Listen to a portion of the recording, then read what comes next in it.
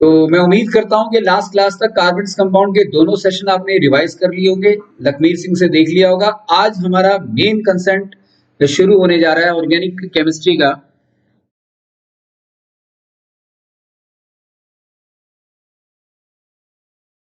Bye the name as organic compound. जैसे कि मैंने आपको पहले ही बताया, the branch of chemistry that deals with the study of carbon and its compound in terms of their respective derivatives known as organic chemistry, and the compounds so available through the entire discussion in terms of physical and chemical properties known as organic compounds, right? In fact, what I want to say that the study about the substances, the compounds in terms of physical and chemical properties, right, come under the catalog known as organic chemistry. Organic chemistry के अंदर हम organic compounds की physical and chemical properties along with its uses, यही हमारा purpose होता है जानने का। ये अपने आप में एक अलग ही केमिस्ट्री की फील्ड है। क्यों? क्योंकि 6 लाख से ज्यादा कंपाउंड जो हैं इस पर्टिकुलर ब्रांच के अंदर मिलते हैं, और इसके अंदर ऐसे ऐसे कंपाउंड हैं जो हर तरह की डिजीज में एज ए मेडिसिन काम आते हैं, राइट? कितनी ही कॉम्प्लिकेटेड या डेंजरस लाइफ थ्रेटनिंग डिजीज क्यों ना हो, ऑर्गेनिक कंपाउंड्स के थ्रू वो डेफिनेटली ठीक होती है। पॉलीमर इंडस्ट्री में इसका बहुत बड़े लेवल पर यूज है, इंडस्ट्रियल यूज है ऑर्गेनिक सॉल्वेंट्स का। मतलब कहने का ये है कि the life is very easy, right, just because of the existence of organic compound. Organic compound are available to us in terms of a total of 22 different class of organic compounds are available. 22 किस्म के organic compound हमारे पास हैं, और उन सभी के बारे में आप पढ़ेंगे जब आप 11th क्लास में आएंगे, basic concept of organic chemistry. वहां उन 22 के 22 टाइप की फैमिलीज को आप पढ़ेंगे और ये जानेंगे कि उन फैमिलीज में हर एक का नाम क्या है और नाम देने की कंडीशन क्या है। और उसके साथ साथ नाम भी आप 2 तरीके से सीखेंगे उसमें। एक है जैसे घर का नाम होता है ना, और एक ऑफिशियल नेम होता है, ऐसे ही हर कंपाउंड का कॉमन नेम है और एक ऑफिशियल नेम है under the slot provided by the IUPAC, international union of pure and applied Chemistry. इन 22 किस्म के ऑर्गेनिक कंपाउंड की स्टडी को आपको लगभग 1.5 से 2 महीने से ऊपर लगेगा, तब जाकर पहला चैप्टर खत्म होगा 11th का। और ये सिर्फ CBSE की बात कर रहा हूं मैं, और अगर बात एंट्रेंस की जाए तो आप कितनी डिटेल में जाओगे, you can well imagine about it. तो जहां तक हमारा इस समय का फेज है, मैं बिल्कुल इसका बेस ऐसा तैयार करके आपको दे दूंगा कि आपको 11th एफर्टलेस हो जाए। तो ऑर्गेनिक कंपाउंड्स में से कुछ जो बहुत ही ज्यादा इंपॉर्टेंट ऑर्गेनिक कंपाउंड्स हैं, उनकी कुछ कैटेगरीज मैं आपके सामने रख रहा हूं।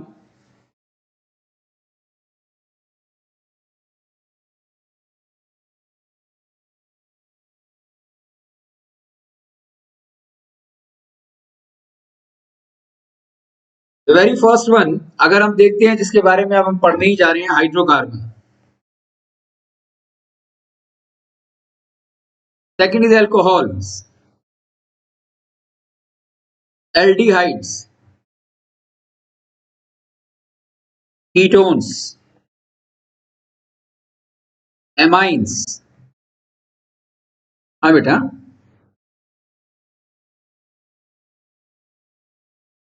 अच्छा। हाँ, एक्चुअली मैंने अभी ज्यादा कुछ नहीं कहा, सिर्फ ये कहा है कि you will come to know about 22 different class of organic compound right from your 11th class. So here some of the important class of organic compounds are available to us, starting with the hydrocarbon, alcohol, aldehydes, ketone, amines, carboxylic acids.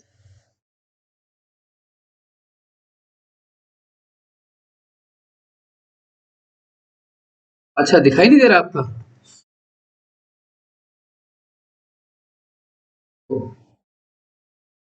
दिखाई नहीं दे रहा बच्चों को? एक minute जल्दी बुला फटाफट, important session है।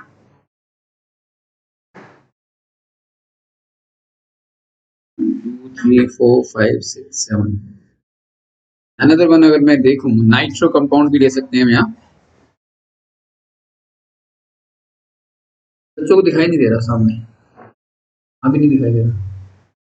चाप नहीं है, चाप कहाँ है?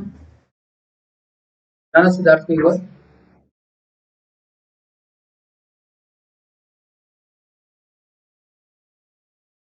क्लियर है बेटा जी? These are the different, these are the important classification of organic compounds, right? Starting with the simplest one known as hydrocarbon.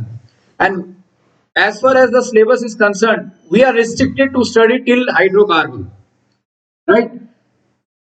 But 2 years before the coronavirus, ketones were there in our syllabus, aldehydes, alcohols, carboxylic acid, amines, amino acids, ये सब हमारे syllabus के अंदर higher class में था, लेकिन जिनको मैंने रेड मार्क किया है वो हमारे सिलेबस में डेफिनेटली था।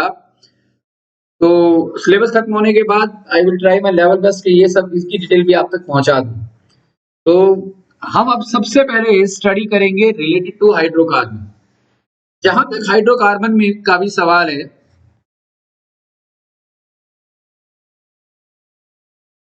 इसको भी मैं ब्रॉडली दो तरीके के हाइड्रोकार्बन में इस समय डिवाइड कर रहा हूं। One is known as aliphatic hydrocarbon and the second one is known as aromatic. अगर 6 लाख से ज्यादा ऑर्गेनिक कंपाउंड हैं तो लगभग 4 लाख से ज्यादा आपको एरोमेटिक हाइड्रोकार्बन मिलेंगे, जिसका पेरेंट हाइड्रोकार्बन है benzene. Benzene is the parent hydrocarbon, right, through which we have more than 3.5 lakhs to 4 lakhs organic compounds available to us. इतना इंपॉर्टेंट है aromatic. It's just like a study of ocean.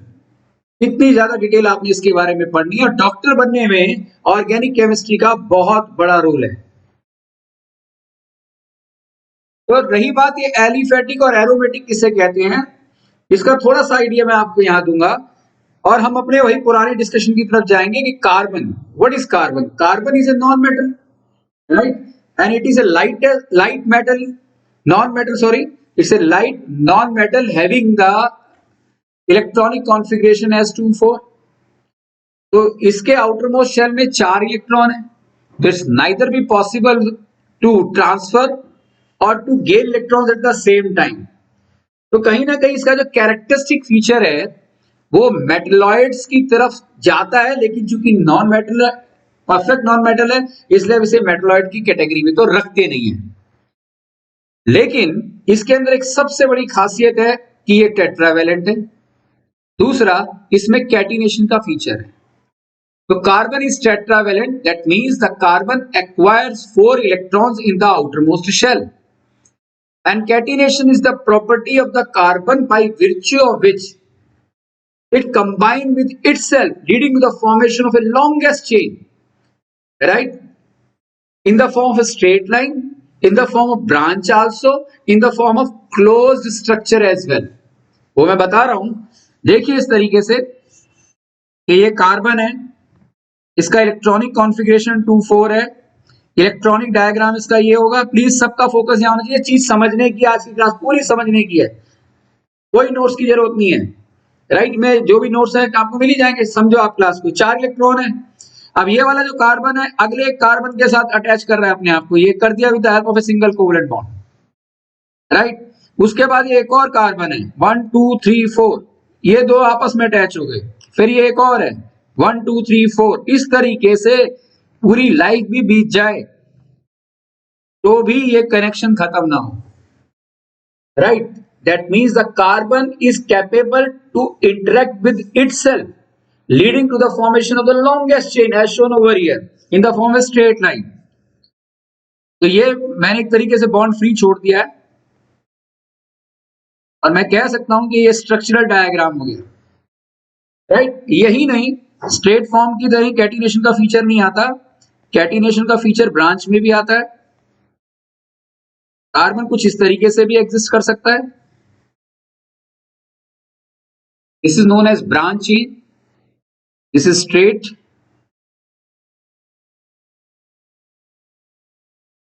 this is branched, and there might be the possibility of the existence of carbon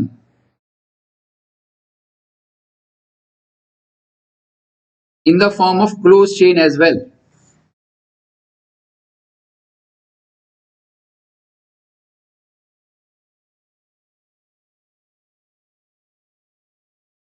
इसे आप आने वाले time में जानेंगे, इसे हम साइक्लोहाइड्रोकार्बन भी कहते हैं। तो what exactly I want to say, जितने भी तीन स्ट्रक्चर मैंने बनाकर दिए हैं आपको, इन तीनों की खासियत एक ही है, यानी कि कॉमन फीचर ये है कि कार्बन कार्बन से खुद इंटरेक्ट कर रहा है या नहीं, और इस इंटरेक्शन को हम कैटिनेशन कहते हैं। और ये आपके बोर्ड के एग्जाम का आज की क्लास का सबसे इंपॉर्टेंट क्वेश्चन है, what do you mean by catenation? Catenation is the property of the element by virtue of which, देखो इस बात को, catenation is the property of the element, catenation is the property of the element by virtue of which it combines with itself,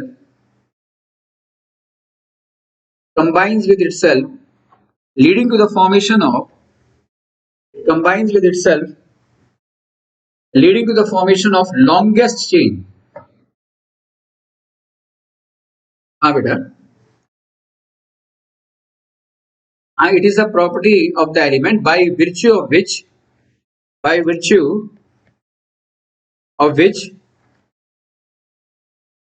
it combines with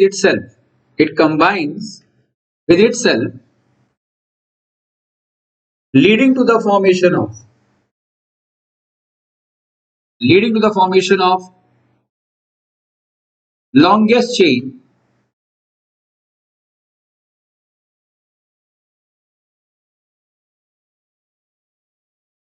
in the form of straight, comma, branched and closed as well.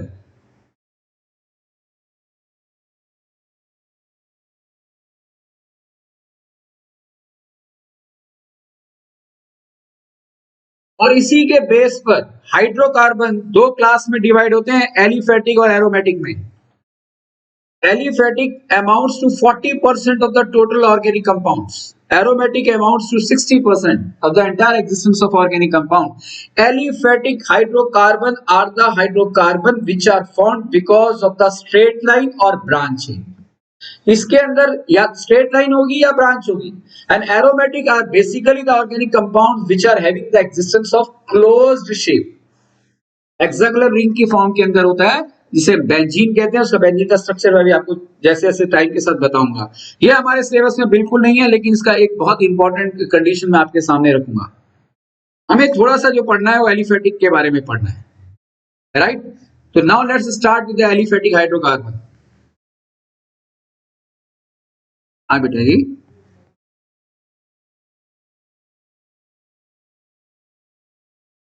नहीं, sulphur के साथ भी होता है, phosphorus के साथ भी होता है, लेकिन जो कैरेक्टरिस्टिक फीचर कैटिनेशन का कार्बन में है, उन सब में अराउंड 20% या 20% से कम है।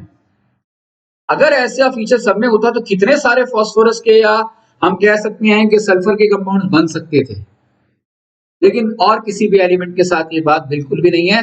ये है तो केवल कार्बन के साथ है।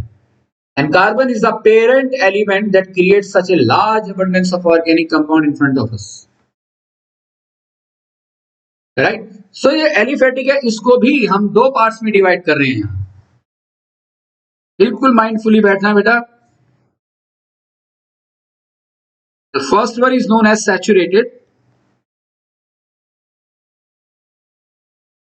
and the next one is known as unsaturated.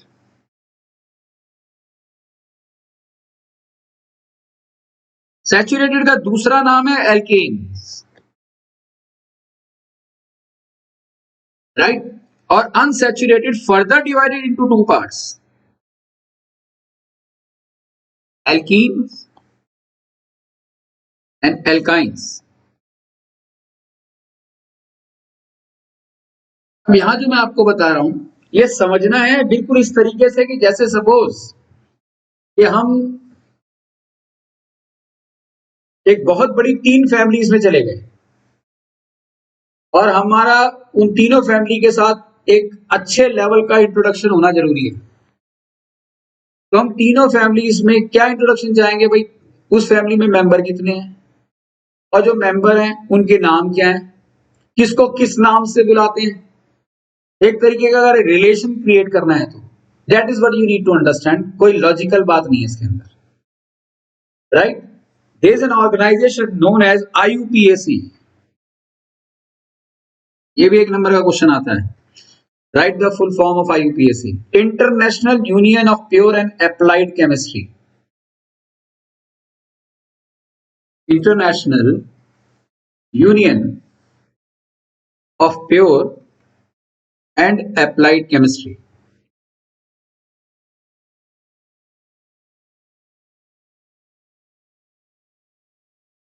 ये वो इंटरनेशनल एक ऐसा ऑर्गेनाइजेशन है जिसने जो रूल्स सेटअप किए हैं in order to introduce the various class of organic compounds to us, वो पूरे वर्ल्ड में उनकी मान्यता सेम है, राइट। जो इसने जिस एंगल से जिस किसी भी क्लास को डिफाइन किया, नाम देने के तरीके को, प्रॉपर्टीज एक्सेट्रास को, वो सब पूरे वर्ल्ड में एक तरीके से ही इंप्लीमेंटेड है।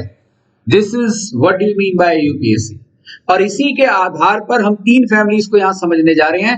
First one is known as saturated, another one is unsaturated which further divides into alkenes and alkynes. Now the question arises what do you mean by saturated. पक्का गारंटेड क्वेश्चन आएगा यहां पर, और अगर चीज समझ आ गई तो बहुत आसान है। बड़ा इंटरेस्टिंग है ये चैप्टर। केमिस्ट्री में कम से कम एक चैप्टर तो ऐसा आया जो इंटरेस्टिंग है, राइट। मेटल नॉन मेटल बड़ा अच्छा चैप्टर था, हमने जब पढ़ा था उसके बारे में, एक्सट्रैक्शन ऑफ ओर्स के बारे में पढ़ा था, वो सिलेबस में ही नहीं है, वो भी एक रिमार्केबल चैप्टर था, राइट। केमिकल रिएक्शन इंट्रोडक्शन था, एसिड बेस सॉल्ट्स लर्निंग था। लेकिन ये दो चैप्टर, एक इसके बाद periodic classification, one of the best chapters में से हैं। तो सैचुरेटेड का हमें कैसे पता लगेगा कि भाई ये सैचुरेटेड फैमिली है या अनसैचुरेटेड फैमिली है?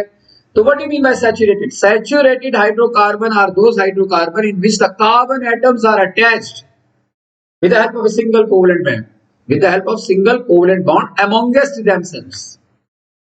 एक ऐसा कंपाउंड जिसका स्ट्रक्चरल फॉर्मूला इस तरीके से क्रिएट हो कि कार्बन और कार्बन का कनेक्शन किसके थ्रू हो? कार्बन और कार्बन की बात कर रहा हूं मैं, सिंगल कोवलेंट बॉन्ड के थ्रू हो। देखो डेफिनेशन हर एक में लिखवाऊंगा नहीं, समझो बुक में सबकी डेफिनेशन लिखी हुई है। We are here to understand. तो what do you mean by saturated? अब मैं इस बात को समझा भी रहा हूं आपको। Saturated hydrocarbon are those hydrocarbon rich carbon atoms, right. देखो सैचुरेटेड की और अनसैचुरेटेड की डेफिनेशन देते समय बच्चे कहां गलती करते हैं वो भी मैं आपको मेंशन करूंगा अभी। फिलहाल ये समझिए कि saturated hydrocarbon are those hydrocarbon with carbon atoms are attached together, right, with the help of single covalent bond. तो एक ऑर्गेनिक कंपाउंड के अंदर अगर carbon atom single covalent bond के थ्रू अटैच है, जैसे ये रहा, अब आगे क्या अटैच होना है इनके साथ वो बात की बात है। That is basically known as what? The formation of alkanes, right. Saturated one, हर कार्बन के साथ सिंगल कोवलेंट बॉन्ड के साथ अटैच है, एक बहुत स्ट्रॉन्ग बॉन्ड है, it is a very strong bond that makes the compound highly stable in nature.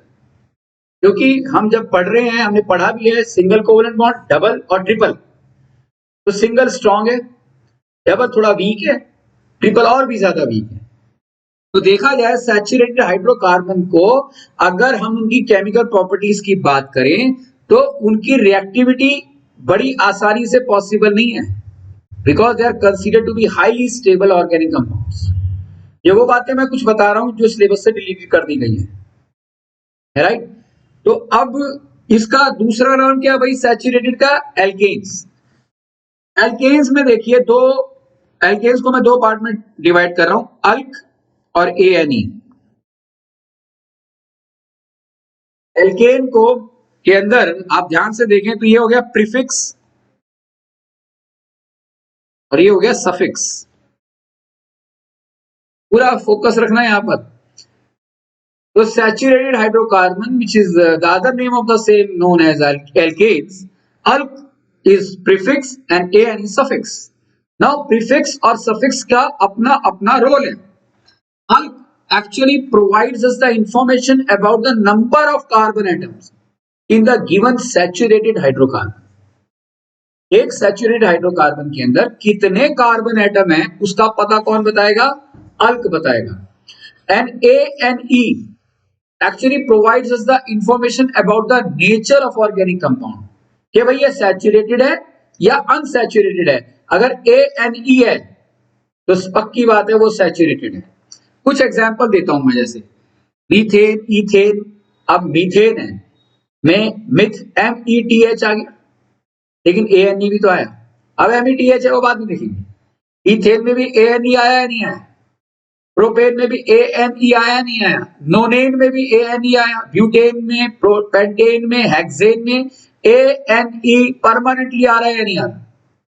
तो मैंने जितने भी नाम बोले हैं ये सारे नाम क्या है, basically they belongs to, all these organic compound belongs to the class known as saturated hydrocarbon. ANE signifies the nature of the organic compound, whether it is saturated or unsaturated, definitely has to be saturated in nature, right? And alk represents the number of carbon atoms. So let's see alk का क्या मतलब हुआ। अब अल्क का भी मतलब देखने से पहले मैं आपको बताना चाहूंगा कि सैचुरेटेड की पहचान हम कैसे करें। आपके बोर्ड एग्जाम्स में क्वेश्चन आएगा 3 नंबर का, आपको उसके अंदर इन टोटल 6 ऑर्गेनिक कंपाउंड्स लिखकर दे देंगे और आपसे पूछेंगे कि इसमें से कौन से 2 सैचुरेटेड है, कौन से 2 एल्कीन है, कौन से 2 एल्काइन है। तो इसका पता हम एक फार्मूले से भी लगा सकते हैं। That formula is known as CnH2n+2 in case of alkene. In case of alkene, CnH2n only. In case of alkyne, CnH2n-2। एक ऐसा जनरल फॉर्मूला है जो आपको हेल्प करता है कि इमीडिएटली आपको पता लग जाए कि ये ऑर्गेनिक है या ये सैचुरेटेड है या अनसैचुरेटेड है। और अनसैचुरेटेड है तो वो भी कौन सा है, एल्कीन है, एल्काइन है। तो यहां पर ये जो N है, that N actually represents the number of carbon atoms. Saturated के केस के अंदर N की वैल्यू स्टार्ट होती है 1 से, 1 2 3, right, goes to a large number of, right. Infinity तो मैं यहां लिखूंगा नहीं, राइट, इंफिनिटी हो सकता है, लेकिन जहां तक ऑर्गेनिक कंपाउंड 17-18 तक हम साबुन बनाना सीख लेते हैं, C17 H35, राइट। ये सेपोनिफिकेशन का बहुत ही इंपॉर्टेंट ऑर्गेनिक कंपाउंड बनता है ऑक्सैलिक एसिड के थ्रू, ऑक्सलेट के थ्रू। वो खैर बात की बात है। तो जहां तक सैचुरेटेड में ये जो N है इसकी शुरुआत कहां से होती है, 1 से। अनसैचुरेटेड के केस के अंदर दोनों ही में जो N की जो शुरुआत होगी वो 2 से होगी, 1 से नहीं होगी। और क्यों है ऐसा, ये मैं आपको अभी थोड़ी देर में बता दूं, राइट। तो कहने का मतलब है एल्केन में मैंने लिखा है CnH2n+2। तो what do you mean by that, if the given organic compound, ध्यान से सुनो, if the given organic compound contains 2 more than twice the number of hydrogen atom as compared to carbon, then it has to be alkane। अगर एक organic compound में hydrogen 2 ज्यादा है twice किससे, number of carbon atom से। भाई C के आगे N लिखा है ना, तो यहाँ H के आगे 2N लिखा है नहीं, तो 2N क्या रिप्रेजेंट कर रहा है, twice the number of hydrogen as compare to carbon, +2। तो CnH2n+2 means what, if the given organic compound contains 2 more than twice the number of carbon atom in case of hydrogen in the hydrogen itself, then it has to be the alkene। जैसे अभी मैं आपको बहुत simple तरीके से बता देता हूं, इस फार्मूले का यूज करते हैं। देखो इसी है, मैं इस फार्मूले का यूज कर रहा हूं और कुछ ऑर्गेनिक कंपाउंड एल्केन्स के बनाना चाहता हूं। ध्यान से देखिएगा, मैंने सबसे पहले 1 यूज कर सकता हूं या नहीं, लिखा मैंने यहाँ 1 यूज, मैं बहुत स्लो स्पीड में बता रहा हूं, सब कुछ है ये पूरा 12th तक की ऑर्गेनिक केमिस्ट्री का, ये समझ लो कि this is basically the fundamental block हम पढ़ रहे हैं। CnH2, N की वैल्यू क्या है भाई, 1 +2, तो 2 into 1 तो 2 हो गया, +2, तो this is equal to what, C1H4। लेकिन जनरली हम C1H4 नहीं लिखते, राइट। सॉरी, यहां थोड़ी सी मैंने गलती कर दी, ये देखिए C1H4 यही हुआ ना, C1 और हाइड्रोजन कितने होंगे, 2 into 1 2 + 2, हाइड्रोजन कितने हो गए, 4। लेकिन अगर एक कार्बन है तो उसके नीचे 1 मेंशन करने की जरूरत नहीं है। आप इसको डायरेक्ट ऐसे भी लिख सकते थे, CH4। तो ये एल्केन का पहला सिंपलेस्ट ऑर्गेनिक कंपाउंड है। If alkane is a family, उस फैमिली का जो पहला मेंबर है वो है CH4। इसका नाम क्या है वो बाद में देखेंगे।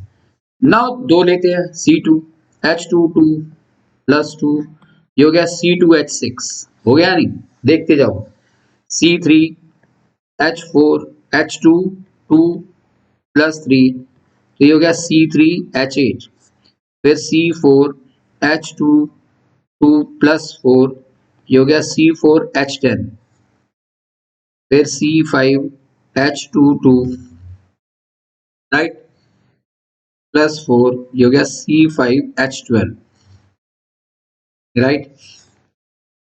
आई होप सबका फोकस यही है।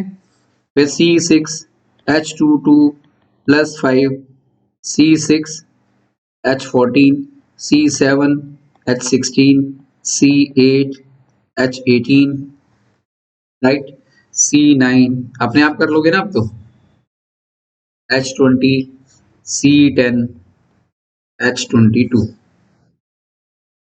भाई ये जो मैंने लिखा है, I have used the formula, right, a general formula to create certain number of saturated hydrocarbon along a vertical straight line, right or not?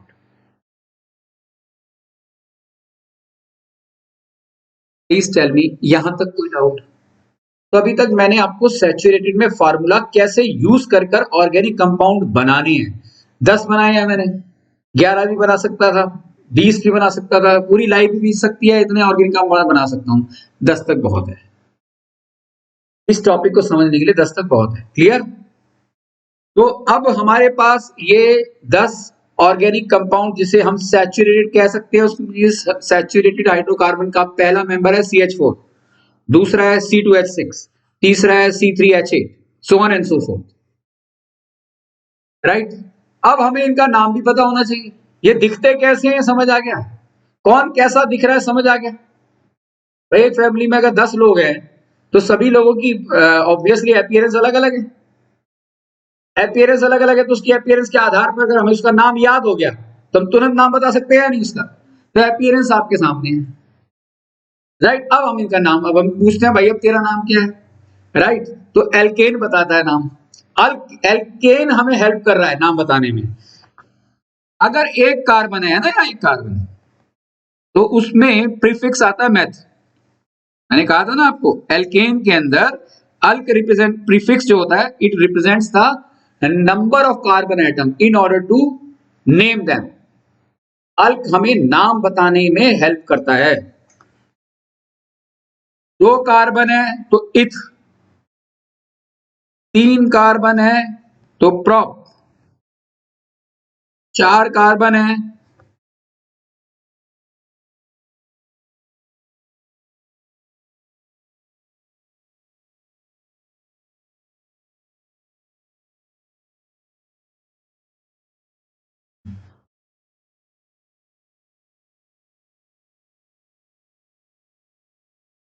Pillar. Siddharth क्या स्टक कर गया ये, फिर डिलीट ना हो जाए कहीं गलती से, डिलीट नहीं हो रहा, नहीं रहा।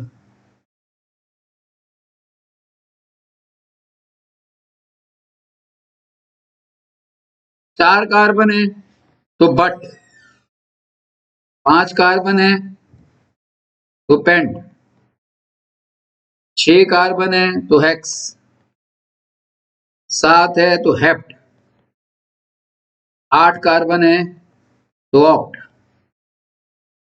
9 कार्बन है तो नन, अगर 10 कार्बन है तो डेक।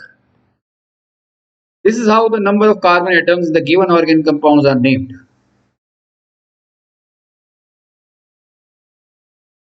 प्लीज बेटा जी कोई डाउट हो तो पूछिए मुझसे यहां तक। अब इसका नाम अगर मुझे देना है, प्रॉपर नाम देना है, तो ये है सबसे पहला CH4 जिसमें एक कार्बन नहीं, तो मैं अब इसका नाम क्या दूंगा? ANE क्या रिप्रेजेंट कर रहा है? नेचर, सैचुरेटेड, तो इसके आगे सिंपली मैं लिख दूंगा ANE। तो पहला जो कंपाउंड हो गया उसका नाम क्या हो गया? मीथेन। दूसरे का क्या हो गया? 2 कार्बन है ना, इथेन, प्रोपेन, ब्यूटेन, पेंटेन। कोई हाई फाई काम नहीं कर रहे हम, ऐसे मान के चलो किसी फैमिली में गए हैं और हर आदमी को जानना चाहते हैं जितने भी लोग हैं उसके अंदर, राइट? बिल्कुल भी कोई ऐसी चीज नहीं है कि पढ़ाई लिखाई हो रही है, इंट्रोड्यूस कर रहे हैं हम अपने आप को, डेकेन, राइट? तो इस तरीके से मीथेन से लेके डेकेन तक क्लियर हो गया, राइट? गुड। नेक्स्ट एल्कीन्स पर आते हैं। तो दिस इज, आप इनमें कहीं भी देख लो, you will see that as far as the existence of hydrogen atom is concern, hydrogen atom is two more than twice the number of carbon atom in every. तो आपको अगर एग्जाम के अंदर ये लिखा आ जाए C6H14, C9H20 और आपके 6 और ऑर्गेनिक कंपाउंड लिखे, तो आप आराम से देख सकते हो ना, ढूंढ सकते हो ना कि कौन सा सैचुरेटेड है, राइट? तो ये थोड़ा सा प्रैक्टिस से पता लग जाएगा, 1-2 बार की पढ़ाई होगी, प्रैक्टिस होगी, तुरंत की तुरंत। भाई आज मैं भी अगर क्लास में नए स्टूडेंट्स आते हैं तो मुझे भी 1-2 क्लास के बाद उनके नाम याद होते हैं, तो इंस्टेंट नाम याद भी नहीं हो रहा तो it's not a big issue, right? अब एल्कीन पर जाते हैं। तो एल्कीन के केस में क्या आ गया बेटा जी? अल्क, वही number of carbon atom, plus suffix है ENE। ENE represents the nature of organic compound. कौन सा सैचुरेटेड है और कौन सा सैचुरेटेड है? ये वो वाला सैचुरेटेड हाइड्रोकार्बन है जिसके अंदर 2 कार्बन के बीच में डबल बॉन्ड होगा। अब मैं एल्कीन की डेफिनेशन आपको बता रहा हूं। सबसे पहले तो वो सैचुरेटेड, तो आपको समझ में आ गया था ना मैंने क्या कहा था? Saturated hydrocarbon are those hydrocarbon which carbon atoms are connected with the help of single covalent bond. And unsaturated के केस में कहेंगे, एल्कीन्स के केस के अंदर कहेंगे, the unsaturated hydrocarbon are those hydrocarbon in which 2 carbon atom if connected with the double bond, right? Single bond नहीं, double bond, यानी कि 2 pair of electrons are connected together। Double bond कैसे बनता है मैंने लास्ट क्लास में बता दिया था आपको, राइट? इसलिए शुरुआती मैंने केमिकल बॉन्डिंग में डबल बॉन्ड, ट्रिपल बॉन्ड और सिंगल बॉन्ड के समझाने से की थी। तो मैं ये मान के चल रहा हूं डबल बॉन्ड कैसे बनता है आप लोगों को पता है, right? So unsaturated hydrocarbon are those hydrocarbon in which the 2 carbon atoms are connected with the help of double bond, तो एल्कीन कहेंगे। ट्रिपल बॉन्ड तो एल्काइंस कहेंगे। डबल बॉन्ड होगा कार्बन का 2 कार्बन के बीच में। पता है सैचुरेटेड की डेफिनेशन देते समय बच्चे क्या गलती कर देते हैं? Saturated hydrocarbon are those hydrocarbon in which 2 carbon atoms are connected, 2 carbon atoms are connected with the help of single covalent bond, will get 0। यहां पर 2 कार्बन एटम है, यहां 1 है मान लिया, यहां 2 है, यहां 3 है नहीं 3 यहां। तो अगर पूरे सैचुरेटेड की डेफिनेशन देनी है तो हमें कहना क्या चाहिए कि saturated one are those in which carbon atoms are connected with the help of single. लेकिन यहां पर क्या होगा जब हम एल्कीन्स की बात करेंगे या एल्काइंस की, तो केवल 2 कार्बन के बीच में हो सकता है, 2 कार्बन के बीच में क्या होगा? Double bond. हो सकता है इसके अंदर और भी कार्बन हो, तो बाकी के कार्बन सिंगल से कनेक्ट हो सकते हैं, राइट? ट्रिपल बॉन्ड के केस में, एल्काइन की बात कर रहा हूं मैं, जिसमें 2 के बीच में क्या होगा? ट्रिपल बॉन्ड होगा। बाकी के अगर और कार्बन हैं तो हो सकता है उनके बीच में डबल भी हो, उनके बीच में सिंगल भी हो, राइट? लेकिन कैरेक्टरिस्टिक फीचर अगर एल्काइंस का हमें देखना है, किसी भी ऑर्गेनिक कंपाउंड में अगर किन्हीं 2 एटम के बीच में, कार्बन एटम के बीच में ट्रिपल बॉन्ड मिलता है तो वो एल्काइन होगा, डबल मिलता है तो एल्कीन होगा, सिंगल मिलता है तो एल्केन होगा। सिंपल सी बात है। अच्छा, अब इसका पता कैसे लगेगा?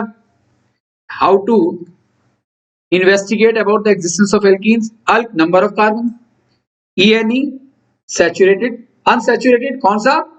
डबल बॉन्ड वाला, right? Alkenes are those hydrocarbon in which 2 carbon atoms are connected with the help of double bond. when two carbon atoms are connected with the help of triple bond, alkynes, right? तो alkene के अंदर में अल्क ENE, तो यहां पर formula क्या मैंने लिख के दिया है आपको, CnH2n। अगर एल्कीन का पता लगाना है तो सीधी सी बात है, याद रखना कि अगर ऑर्गेनिक कंपाउंड में हाइड्रोजन के एटम्स दुगने हुए कार्बन से, अगर हाइड्रोजन 4 है कार्बन 2, अगर हाइड्रोजन 8 है तो कार्बन कितने होने चाहिए, 4। अगर हाइड्रोजन दुगने हुए कार्बन से तो वो क्या होंगे, they are regarded to be alkenes, right. तो let us create alkenes. Alkene के केस में मैंने आपसे क्या कहा, कितने होने चाहिए ना, एन की वैल्यू क्या होगी, एल्कीन का पहला एल्कीन क्या होगा, जैसे पहला सैचुरेटेड था मीथेन, और मीथेन को बनाने में एक कार्बन से ही काम चल गया था। लेकिन जब हम अनसैचुरेटेड की बात करते हैं तो हमें इथीन बनाने में कम से कम 2 कार्बन चाहिए। तो एन की वैल्यू यहां किससे स्टार्ट होगी, 2 से स्टार्ट होगी। तो अब मैं यहां पर करूंगा बेटा जी C2H4, क्योंकि हाइड्रोजन दुगना है ना। फिर क्या करूंगा बेटा जी, C3H6, C4H8, C5H10, so on and so forth।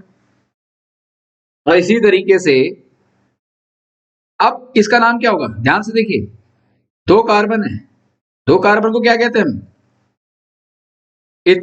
2 carbon को क्या कहते हैं हम, इथ। और सफिक्स क्या लगेगा इसके आगे, ENE। भाई सफिक्स ENE लिखेगा या नहीं, तो इसका नाम क्या हो गया, इथ इन, इथीन हो गया या नहीं। 3 कार्बन को हम कहते हैं प्रॉप, 3 कार्बन को कहते हैं प्रॉप, 2 कार्बन, तो प्रॉप, तो इसका नाम क्या होगा, प्रोपीन। इसका क्या होगा, ब्यूटीन। इसका क्या होगा, pentene, hexene, heptene, so on and so forth. कौन सी बड़ी बात है भाई, क्लियर है, राइट। तो यहां पर हम इसको हटा देते हैं,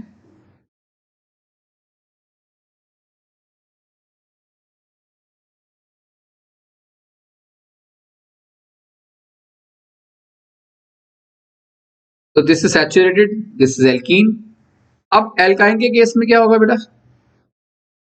एल्काइन का फॉर्मूला याद रखना, CnH2n-2। If the given organic compound, ध्यान से सुनो, if the given organic compound contain 2 less than double the number of carbon atom as far as the hydrogen is concerned. If the number of hydrogen atom is 2 less than double the number of carbon atom, then it has to be alkynes। और ये वो compound होंगे जिनके अंदर 2 carbon के बीच में triple bond होगा। तो लेट्स क्रिएट वन, देखो इस तरीके से, यहां देखिएगा C2, मैं यहां पर क्रिएट करके दिखा रहा हूं C2, तो H क्या हो गया, 2 2 -2, राइट और नॉट। पहला जो बनना चाहिए एल्काइन, वो 2 यहाँ है, 2 यहाँ, 4 हो गए, 4 -2, तो एग्जैक्ट नेम क्या है इसका, C2H2, agreed.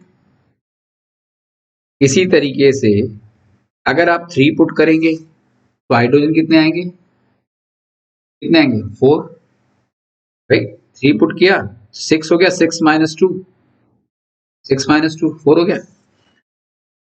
Use the formula CnH2n-2, और एल्कीन्स के केस के अंदर CnH2n, तो C4, फिर उसके बाद बेटा जी C4, 8 -2 6, C5 10 8, एंड हेंस। अब हम इनका नाम देते हैं।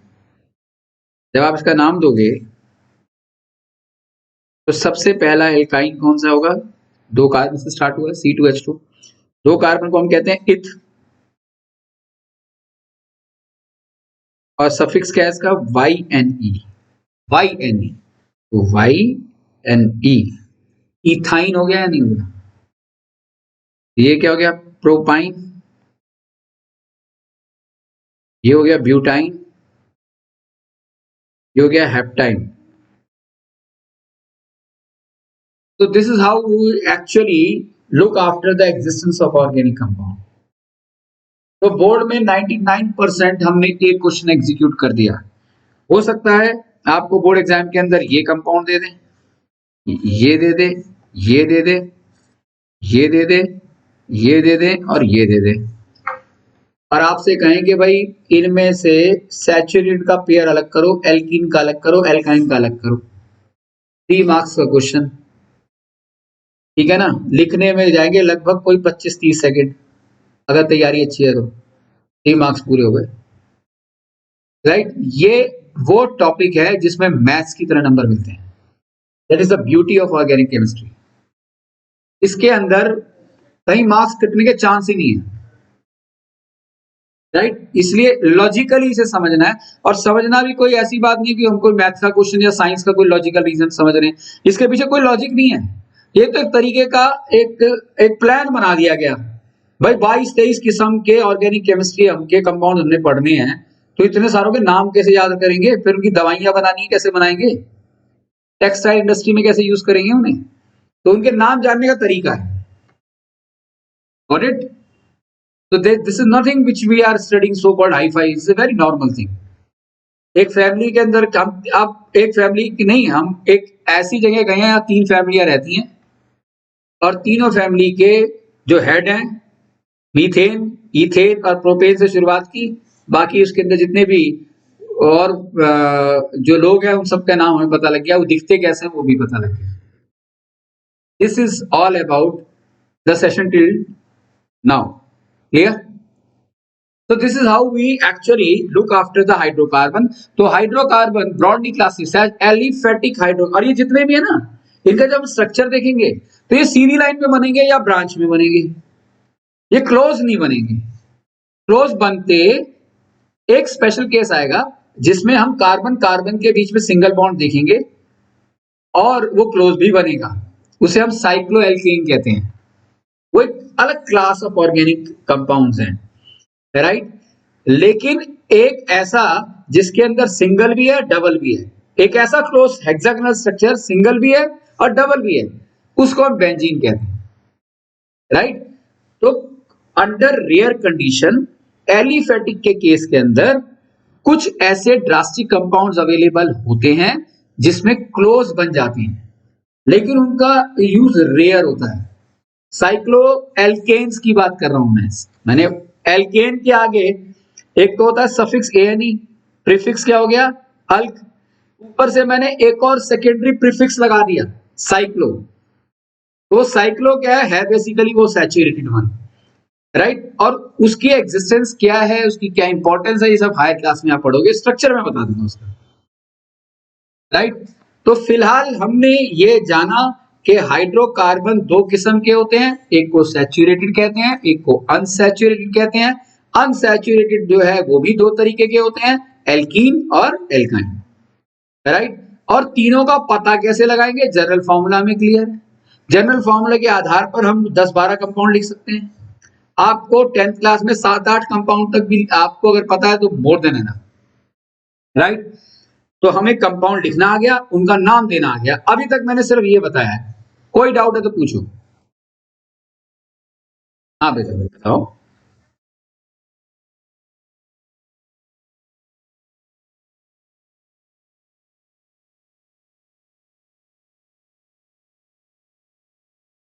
हाँ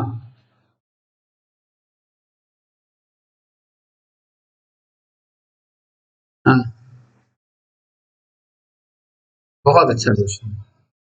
कारण है सिंपल सा रीजन है, we are studying hydrocarbon and what do you mean by hydrocarbon? Hydrocarbon are compounds which are made up of carbon and hydrogen only. Carbon और हाइड्रोजन से जो बने उनको हम हाइड्रोकार्बन कहते हैं। मीथेन चूंकि उसके अंदर 2 कार्बन नहीं है, लेकिन कार्बन हाइड्रोजन के साथ कनेक्टेड जरूर है, इसलिए मीथेन एक हाइड्रोकार्बन है, राइट। तो जब हम डेफिनेशन देंगे ना तो मीथेन को अलग करके डिफाइन नहीं करते। जनरल डेफिनेशन में हम उसको इस तरीके से लेके, जैसे आप पीरियोडिक क्लासिफिकेशन ऑफ एलिमेंट्स में हाइड्रोजन का जब कैरेक्टरिस्टिक फीचर पढ़ेंगे, और बड़ा इंपॉर्टेंट क्वेश्चन है, what is the reason behind enormous behaviour of hydrogen? Hydrogen एक ऐसा एलिमेंट है जो एब्सोल्यूट नॉन मेटल के साथ और एब्सोल्यूट नॉन मेटल के साथ और मेटल दोनों के साथ राइट बॉन्डिंग कर सकता है। तो अब उसको मेटल वाले हम ग्रुप में रखें या नॉन मेटल वाले में रखें, ये आज तक क्लियर नहीं हुआ। इसलिए हाइड्रोजन को पीरियोडिक टेबल आप देखिएगा ध्यान से, एक्सट्रीम लेफ्ट में हाइड्रोजन को टॉप फर्स्ट ग्रुप के ऊपर अलग से दिखाया गया है, जोड़ के नहीं दिखाया गया।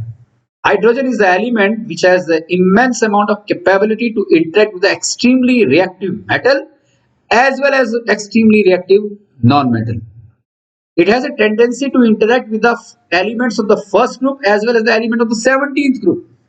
Periodic table में 18 ग्रुप में है और हाइड्रोजन एक्सट्रीम मेटल के साथ भी नॉन मेटल के साथ भी इंटरेक्ट कर रहा है। क्यों कर रहा है? That is what we need to see in the later on stage. Right now हम बेसिकली सैचुरेटेड और अनसैचुरेटेड भी नहीं पढ़ रहे, हम जान रहे हैं हाइड्रोकार्बन के बारे में।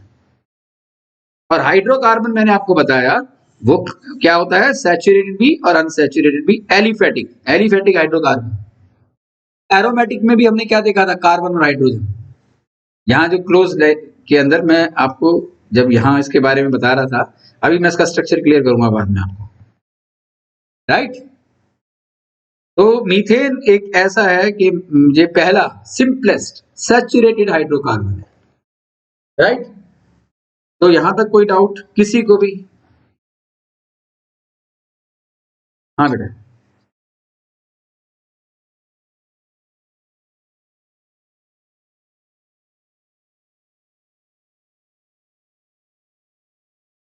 हाँ हाँ हाँ हाँ हाँ। अभी नहीं बता पाऊंगा, अभी नहीं बता पाऊंगा। और ये थोड़ा सा मैं रीजन तो देता हूँ, हमेशा से मैं सालों से देता रहा हूँ 10th क्लास के बच्चों को कि ऐसा क्यों होता है, लेकिन इसका प्रैक्टिकल रीजन आपको पता लगेगा जब आप सिग्मा बॉन्ड के बारे में पता करेंगे। Pi bond, sigma bond, delta bond, ये कोवलेंट के अलग अलग किस्म के बॉन्ड होते हैं। उनका आपको जब डिटेल, पाई बॉन्ड आता है हमारा डबल बॉन्ड में, सिग्मा बॉन्ड होता है हमारा सिंगल बॉन्ड। अब उन सब बॉन्ड की खासियत है, कैरेक्टरिस्टिक फीचर्स हैं वो, that is what I am telling you. Chemical bonding आपने 9th क्लास में पढ़ा है, केमिकल बॉन्डिंग सेम नाम आप 11th में भी पढ़ेंगे। तो आपको 11th में उसका इतना डिटेल मिलने वाला है कि एक आप ये समझ लीजिए हर बॉन्ड की 10 डिटेल आपको पता लगेगी। Right so this is not the right time to explain about the same. बस इतना समझ लो, सिंगल स्ट्रॉन्गेस्ट है, डबल थोड़ा वीक है, ट्रिपल और भी वीक है। तो जो वीक होगा जल्दी ब्रेक हो जाएगा। जैसे डबल बॉन्ड में एक सिग्मा बॉन्ड होता है, एक पाई बॉन्ड होता है, पाई बॉन्ड जल्दी टूट जाता है। टूटने का कार्बन कार्बन के बीच में अगर बॉन्ड टूट गया तो इलेक्ट्रॉन फ्री हो गए दोनों कार्बन के। A free electron can interact with the other atom, can interact with the other hydrogen atom और can interact with the atom of the other element, तो एक नया कंपाउंड बन जाता है। ट्रिपल बॉन्ड के साथ भी ऐसा है। And that is one of the best portion जो हमारे सिलेबस का होना चाहिए था, वो निकाल दिया गया। राइट लेकिन अगर बोर्ड एग्जाम से फुर्सत मिल गया है उसके बाद आप इसको कर जरूर लेना, कोई नहीं, गारंटी से कह रहा हूं कि कोई नहीं बताने वाला आपको। तब मान के चलेंगे सब चीजें आपको पता है और फिर कॉन्सेप्ट समझने में आती है दिक्कत। आई होप यहां तक समझ आ गया। भाई कोई और तो बोलो, किसी को कोई डाउट हो तो प्लीज डू आस्क मी। लगता है मेरी डांट बुरी लग गई आज, है ना? भाई अपना समझता हूँ इसीलिए तो डांटता हूँ। अब तुम्हारा भला या तो तुम्हारे पेरेंट्स सोचेंगे या मेरे जैसा कोई टीचर सोचेगा, कोई पड़ोसी या कोई रिश्तेदार तो आके तुम्हारी कमियां बताने नहीं वाला। एक बात याद रखना कि बुराई करने में और कमी बताने में बहुत फर्क होता है। बुराई गलत चाहने वाला आदमी करेगा और कमी वही बताएगा जो कोच होगा। मैं एजुकेशनल कोच हूं, तुम्हारा कमी नहीं बताऊंगा तो कैसे बात बनेगी भाई? इसे क्लास में हो भी या नहीं मुझे पता नहीं लग रहा।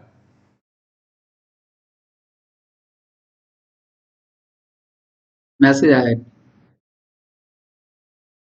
मैसेज है यहाँ पर।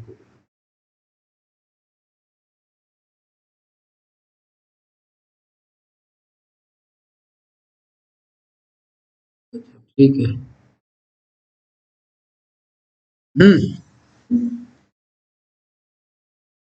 यहाँ तक clear? Now we'll look after the structure of hydrocarbon. The next topic is structure of hydrocarbon.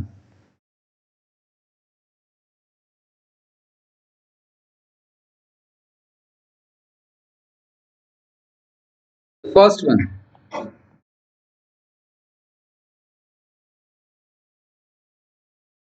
second is, and third is alkynes. I hope everything is clear to you. अब इसके अंदर सबसे सिंपलेस्ट था हमारा CH4.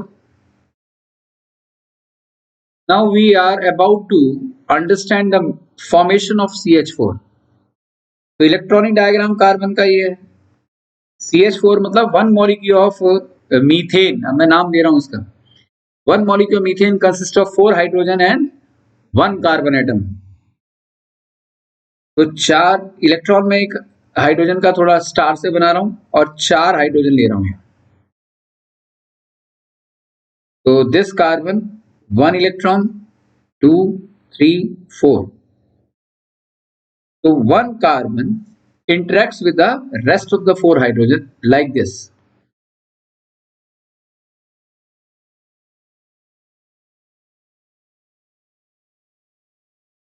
Right? और ये इसका structural diagram हो गया. This is electronic diagram.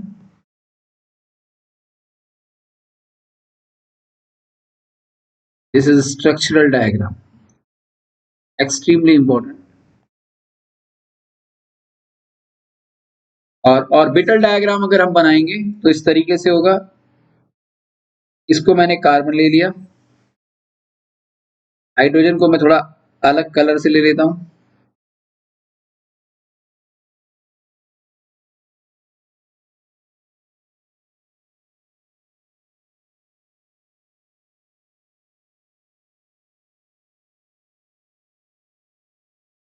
ये हाइड्रोजन हो गए 4. अब ये जो रीजन है this is shared pair of electrons.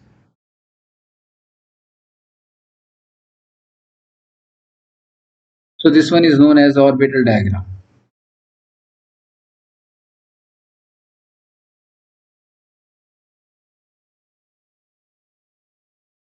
ये आपके एग्जाम का सारा कॉन्सेप्ट जो है, यहाँ से जो स्ट्रक्चर्स मैं बनाने जा रहा हूँ, they are extremely important. So you may see that this carbon acquires 8 electrons, 2 4 6 8, 2 4 6 8, and every hydrogen completes their respective duplet, and hence leading to the formation of a stable structure known as methane. So this is the structure of methane. Then ethane, C2H6. Please देखिए C2H6 का structure कैसे बनाएंगे. Right तो यहाँ 2 carbon 6 hydrogen interact कर हमें C2H6 जो दे रहे हैं, कैसे दे रहे हैं आप इस तरीके से देखें कि मैंने आपको बताया है कि सैचुरेटेड हाइड्रोकार्बन में कार्बन कार्बन के बीच में क्या होता है, सिंगल बॉन्ड होता है. चाहे हम बात सैचुरेटेड की कर रहे हैं या अनसैचुरेटेड की कर रहे हैं. एक बात याद रखिएगा, कार्बन C2H6 का स्ट्रक्चर बनाने में या किसी भी कंपाउंड का स्ट्रक्चर बनाने में जिसमें एक से ज्यादा हमारे पास कार्बन है, तो सबसे पहले तो हम कार्बन और दूसरे कार्बन को सीधी लाइन में लिखेंगे. मैं आपको आइसोमर एक सबसे टिपिकल क्वेश्चन आता है, उसका बेसिक्स क्लियर कर रहा हूं. इस कार्बन के 4 इलेक्ट्रॉन, इसके भी 4 इलेक्ट्रॉन, इन दोनों के बीच में सिंगल बॉन्ड बन गया. अब इसके 3 इलेक्ट्रॉन फ्री नहीं रह गए, तो 3 इलेक्ट्रॉन किसके साथ इंटरेक्ट करेंगे, हाइड्रोजन के साथ, हाइड्रोजन के साथ, हाइड्रोजन के साथ. मैं अब स्ट्रक्चरल डायग्राम बनाऊंगा डायरेक्ट. Is it clear? तो हमें पहला स्टेप क्या बताया, कार्बन और कार्बन को पहले सीधी लाइन में लिखो, फिर दोनों कार्बन को सैचुरेटेड है, इसका एक इलेक्ट्रॉन इसका एक इलेक्ट्रॉन से सीधी लाइन बना दो. बाकी के जो 3 इलेक्ट्रॉन है readily attach themselves with 3 hydrogen here and 3 hydrogen there, and thereby we have an accumulation of 6 hydrogen atoms within 2 carbon atoms, and all are connected with the help of a single covalent bond leading to formation of. अब मैं इसे देखिए, इसे मैं ऐसे लिख रहा हूँ CH3 अगर मैं ऐसे भी लिख रहा हूँ तो ये other way to represent the structural diagram. इसका मतलब ये कभी मत समझ लेना कि हाइड्रोजन इस पर्टिकुलर लाइन से इस कार्बन के साथ जुड़ा हुआ है, बट अंडरस्टूड है कि कार्बन और कार्बन के बीच में ये सिंगल बॉन्ड है, right. The name of this compound is ethane. This is the second important saturated one, right? Clear? Third, 1, 2 और 3 कार्बन 1, 2, 3, 4, इसके भी 1, 2, 3, 4 यही बताया था ना। सबसे पहले जितने कार्बन उनको सीधी लाइन में ऐसे लिख दो और सभी के इलेक्ट्रॉन को आप उनके चारों तरफ रिप्रेजेंट कर दो। कर दिया है नहीं? कोई बड़ी बात है? आसान है या नहीं? फिर जोड़ दो, इन दोनों को जोड़ दो। अब इसके जो एक्सट्रीम लेफ्ट पर है मेरे 3 इलेक्ट्रॉन फ्री है, उसको हाइड्रोजन से जोड़ दो। इसका ये जो इलेक्ट्रॉन फ्री है इसको भी हाइड्रोजन से, इसका जो फ्री है इसको भी हाइड्रोजन से, इसको भी हाइड्रोजन से, इसको भी हाइड्रोजन से, इसको भी हाइड्रोजन से। You will see that every carbon fulfils their respective covalency and hydrogen also. इस कार्बन के पास भी 8 इलेक्ट्रॉन है, इसके पास भी 8 इलेक्ट्रॉन है। देखो 1, 2, 3, 4, 5, 6, 7, 8, हर एक कार्बन के 8 इलेक्ट्रॉन और हाइड्रोजन के पास 2 इलेक्ट्रॉन।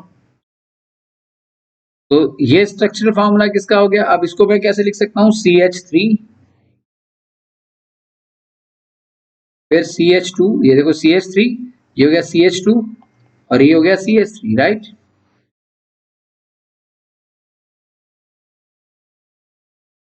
क्लियर हुआ या नहीं जो मैंने लिखा है? क्लियर है भाई? इस कार्बन के पास 3 इलेक्ट्रॉन, 3 हाइड्रोजन CH3, इस कार्बन के पास ये 2 हाइड्रोजन CH2, इस कार्बन के 3 hydrogen CH3। Again telling you के सभी कार्बन सिंगल बॉन्ड से अटैच्ड है, right. CH3, CH2, CH3, this is known as what? C3H8, and the name of this compound is propane, right। Fourth मैं C7H16 कर रहा हूं, बाकी ब्यूटेन, पेंटेन, हेक्सेन खुद करना। तो क्या करूंगा मैं C7 में? सबसे पहले 7 कार्बन सीधी लाइन में, 1, 2, 3, 4, 5, 6, 7। देखो 7 सीधी लाइन में, सभी को जोड़ दूंगा एक दूसरे से। एक्सट्रीम लेफ्ट पर देखते जाओ, अपने बनाओ अगर कॉन्फिडेंस है तो।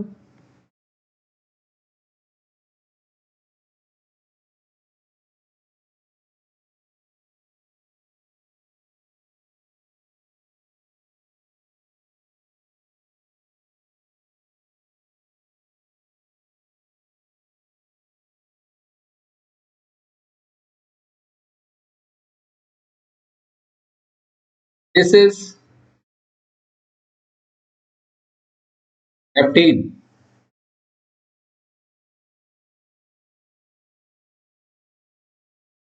So any doubt to it? So in that way we can create the structure of saturated hydrocarbon. आज तक तो 10th में पेंट से ऊपर आया ही नहीं। हेक्सेन कभी कभार पूछ लेते हैं, हेप्टेन तो पूछा ही नहीं। अब जो है डेकेड तक बनाना ना, 10 तक अपनी प्रैक्टिस के लिए, right. So now let's switch on to the next one, the structural detail of alkenes.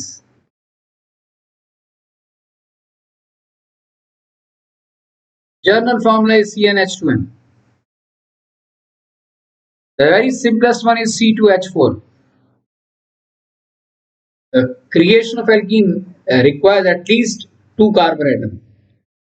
The very first organic compound that belongs to the family of alkene is ethene, नहीं, ethene. So how to create its structure? Please see it. अब इसका structure में fundamental definition क्या है? दो carbon के बीच में क्या होना चाहिए? Double bond.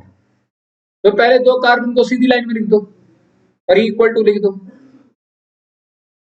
इक्वल टू लिखते ही आपने इस कार्बन के दो और इस कार्बन के दो इलेक्ट्रॉन तो फिट कर दिए.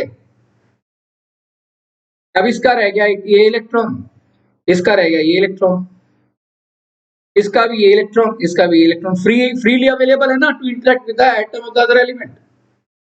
और वो अदर एलिमेंट हाइड्रोजन है.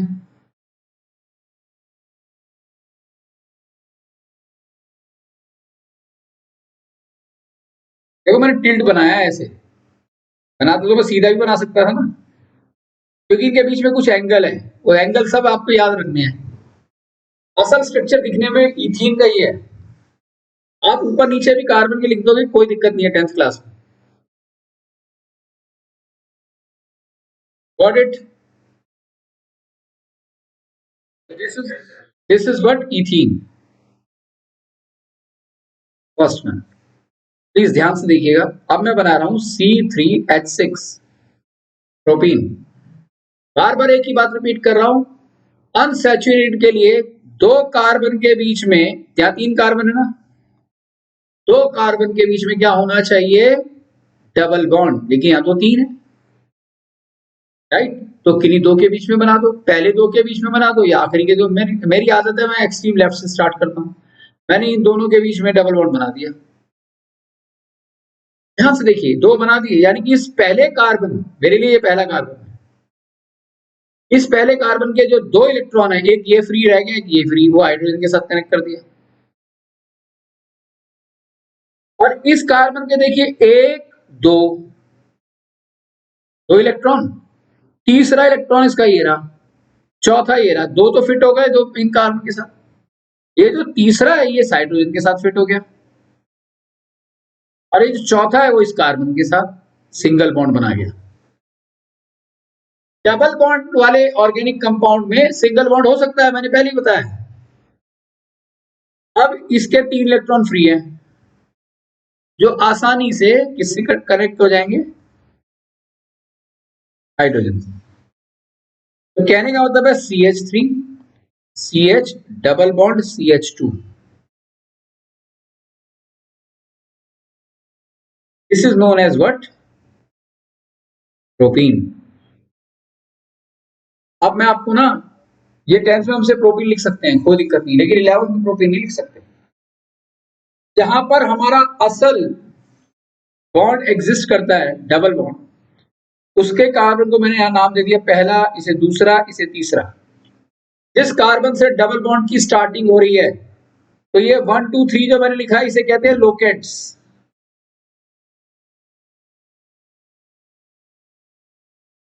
Locants. Locant is the designation in terms of the numeric value given to the carbon atoms. मैंने लोकेंट की पोजीशन पहले कार्बन पे जो रखी है, वहां से डबल बॉन्ड की शुरुआत हो रही है, तो इसका असल नेम ये है prop 1 इन. देखो मैंने prop और इन के बीच में 1 लिख दिया,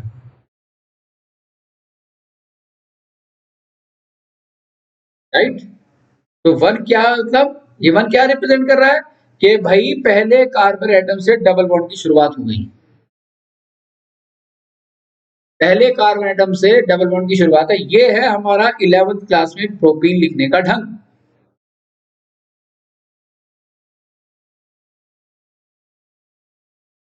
nothing to worry about as far as the 10th class is सीधा प्रोपीन लिख सकते हो. व्हाट इट और नॉट?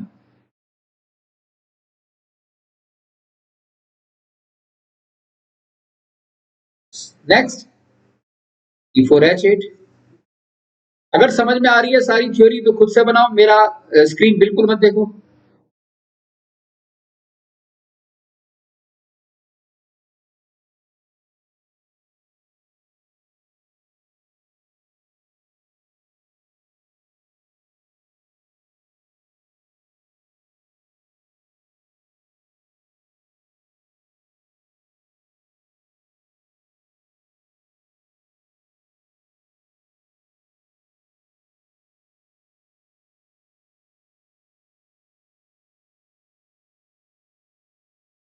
अगर यही बना है तो बहुत अच्छी बात है, ये नहीं बना तो कहीं कुछ गलती हुई है तो चेक कर लो कहाँ गलती हुई है। गलती क्लियर हो गई तो ठीक है।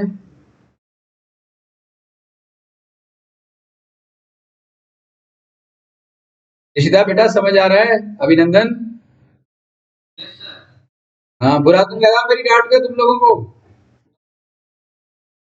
भाई क्या करूं, अपनापन है ना, इसलिए तुम लोगों को मैं रिटार्ड देखना नहीं चाहता किसी भी कीमत पर। I want to see you flying performance. और Rishita you are a brilliant child, I tell you one thing. तुमने और ये हाइट एंड डिस्टेंस की क्लास अटेंड की थी? वो क्लास, हाँ नहीं बेटा, जरा सा लिथार्जिक मत होना, otherwise you insult your own talent.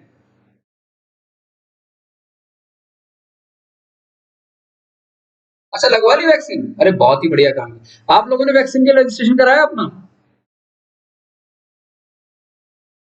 नहीं, लगवा लो भैया, वैक्सीनेशन जरूर करा लो।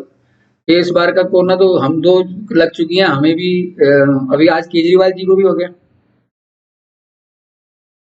उनके तो दो लग चुकी हैं। तो भाई अपनी लाइफ की सेफ्टी के लिए जरूरी है, बड़ा रिश्ता, बड़ा अच्छा काम किया आपने, लगवा लिया। अभिनंदन, लगवा फटाफट। ठीक है शगुन, दिव्यांश रजिस्ट्रेशन करो और लगवाओ, फटाफट लगवाओ इसके आप भी, ठीक है? तो ना हमेशा जिंदगी भर घर में बैठना है? पता नहीं कैसा टाइम आया है, थोड़ा सा बच्चे निकल रहे थे फिर बंद कर दिया सब कुछ। मुझे तो कई बार लगता है कि ये जो है आर्टिफिशियली बनाया हुआ एक खेल है ये कुछ। ठीक है, जितने भी 5% अरबपति लोग बैठे हैं, पर हो सकता है मैं गलत भी हूँ। अब वो वाली बात है ना, जब टाइम खराब आता है ना, थोड़ा सा टफ टाइम आता है, तो हजार तरह की बातें दिमाग में चलती हैं, लेकिन कोई क्यों किसी का बुरा चाहेगा। पर बड़ा, हम कहते हैं हम टेक्नोलॉजी में, मेडिकल लाइन में पूरा वर्ल्ड बहुत आगे आ गया है, कुछ तो बंद हो गया है, क्या आ गया है, 2 साल से घर में बैठे हैं। ये क्लियर है? अच्छा, मैंने सही किया है गलत, तो सबसे बेस्ट तरीका नंबर ऑफ हाइड्रोजन काउंट कर लो। काउंट करना कितने हाइड्रोजन है मेरे पास, 3 2 5 6 7 8 8, यानी कि सब सही है। नाम क्या होगा इसका? But one in, 1 2 3 4। अगर आप ऐसा लिख दोगे तो examiner would definitely be highly impressed. Otherwise beauty लिख दो, कोई फर्क नहीं पड़ता, हमारा तो काम फुल मार्क्स लेना है, इम्प्रेस करना नहीं। राइट? हाँ बिल्कुल।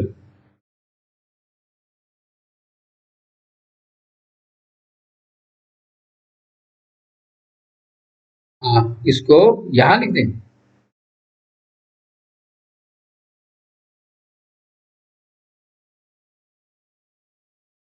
गलत हो जाएगा सब, गलत हो जाएगा ना फिर।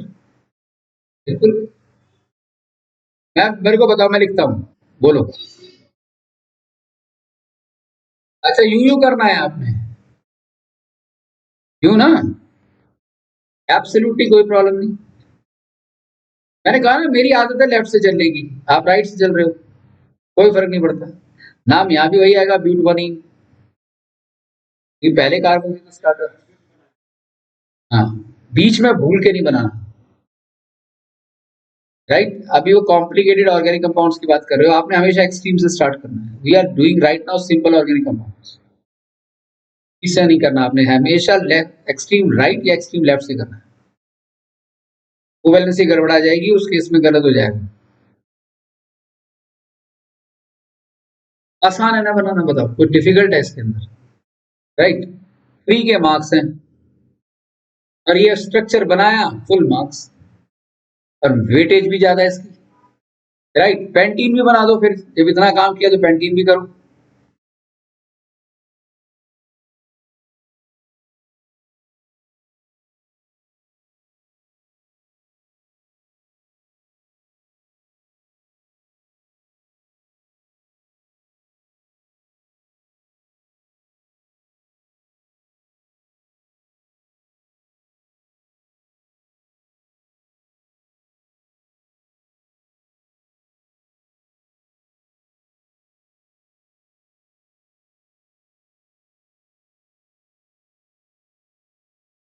थोड़ा क्लास लंबी हो रही है, कोई बात नहीं, बस कॉन्सेप्ट जब पूरा खत्म हो जाएगा तभी छोड़ूंगा क्लास।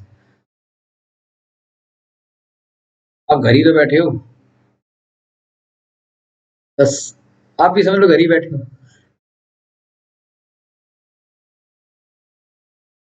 राइट। तो बेटा जी हो गया CH3, CH2, CH2, CH, CH2। Number of hydrogen count कर लो, 10 आ गए, कार्बन भाई 5 है, काम खत्म। नाम हो गया इसका पेंट 1इन, हेक्सीन अपने आप करना, ये आपका होमवर्क है, right. So let's move on to the third one, alkynes.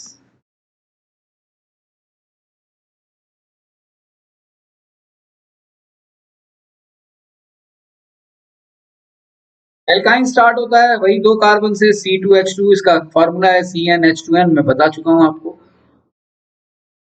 If the number of hydrogen atoms is 2 less than double the number of carbon atoms, then the compounds available to us known as alkynes, C2H2।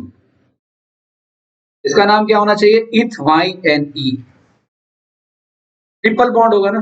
Let's see structure, वही simple, carbon carbon को सीधी line में लिखो पहले। चूंकि दो carbon के बीच में कितना बॉन्ड होने चाहिए, ट्रिपल बॉन्ड, तो सीधा ट्रिपल बना दो आंख बीच के। फिर इस कार्बन का एक इलेक्ट्रॉन रह गया, इसका भी एक रह गया, उसको हाइड्रोजन के साथ कनेक्ट कर दो, है ना, राइट। अच्छा एक और मेरा देखो, फिर उसका अगला खुद बनाएंगे आप।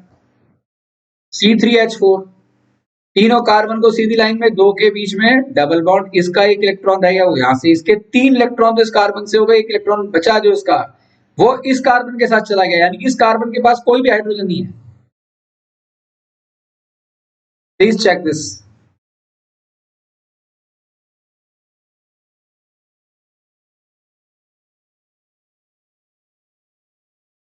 चेक कर लीजिए, कोई डाउट हो तो पूछिए, अभी पूछिए। मैंने कहा ना इस कार्बन के 3 ट्रिपल बॉन्ड होना चाहिए दो के बीच में, ट्रिपल बॉन्ड बना दिया, इस कार्बन का एक इलेक्ट्रॉन हाइड्रोजन के साथ गया, अब इस कार्बन का एक ही तो इलेक्ट्रॉन बचा, 3 तो यहाँ पर यूज हो गए, वो जो एक जो इलेक्ट्रॉन बचा वो इस कार्बन के साथ कनेक्ट होगा भाई, बजाय हाइड्रोजन की, इसकी कोवैलेंसी फुलफिल हो गई, 1 2 3 4 5 6 7 8 हो गए 8 इलेक्ट्रॉन, और इसके पास भी हो गया आराम से 8 इलेक्ट्रॉन, देख लो। और इस कार्बन के बाद जो 3 इलेक्ट्रॉन बचे वो हाइड्रोजन से कनेक्ट हो गए, तो ये हमारा स्ट्रक्चरल डायग्राम है, स्ट्रक्चरल फॉर्मूला आ गया, राइट। चलिए C4H6 बनाइए, अपने आप बनाइए, चारों कार्बन को सीधी लाइन में, दो के बीच में ट्रिपल बॉन्ड,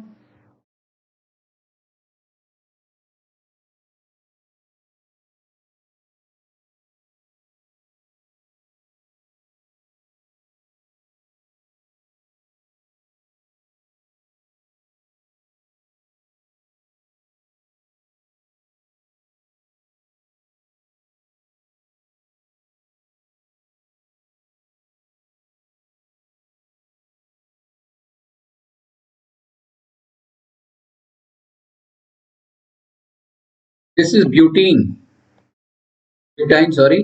और अब हेक्साइन का स्ट्रक्चर बहुत ही इंपॉर्टेंट है, कई बार प्री बोर्ड में आया है hexyne, try to create hexyne on your own.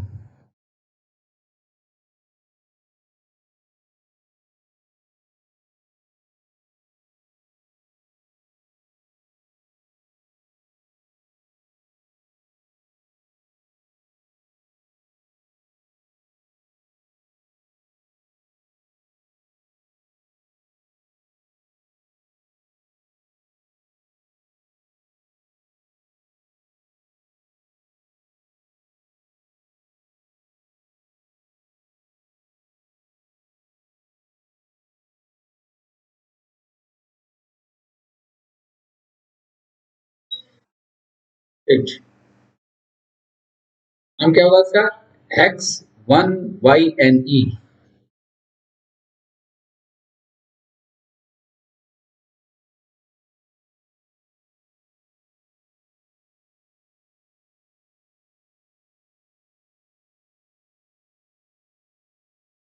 I hope समझ आ गया आपको। That is it for today.